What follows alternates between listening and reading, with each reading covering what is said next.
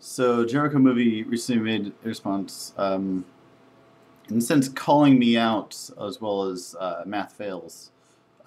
Who, interesting that all three of us happen to have the same first name. Anyway, I he says that that basically dialogue is the only way that is the only true spiritual experience. Now, I have never denied the importance of dialogue.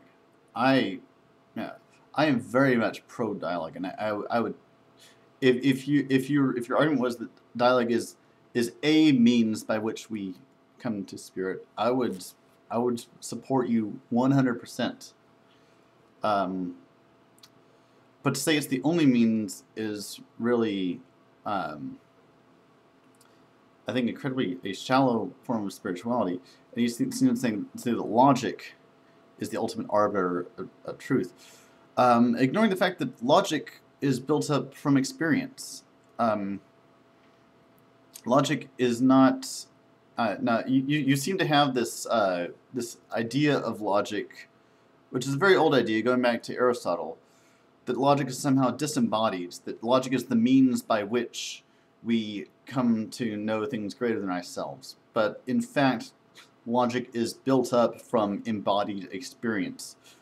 We make associations through what we perceive, and those associations get extrapolated into greater associations through what George Lakoff and Mark Johnson call cognitive metaphor. That is metaphor not just of the linguistic variety, but actual metaphor in our mind that where we associate one thing with another through for example, seeing that the idea that up is more. We see when we say that stocks are rising or plummeting or whatnot. It comes from the fact that when we see a glass of water being filled, we see it going up as the volume is being increased. So why am I saying this? Well, basically, logic can never allow you to transcend the human experience. Logic is always embodied. It always conveys at most our shared experience. And what I'm saying is that dialogue can only make sense for people with a common point of reference. And that is why mystics are able to exchange ideas about these mystical realities that they've all experienced. And so if you have no common point of reference, then you're not going to understand it. Anyway, as what I was saying earlier about embodied mind, I would make a recommendation.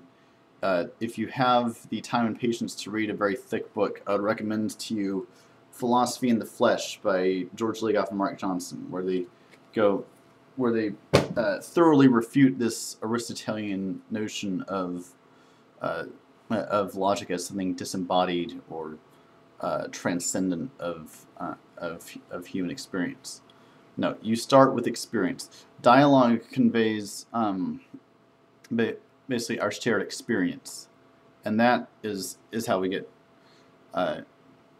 And I would argue that's how logic is built up. That's how our ideas get formed.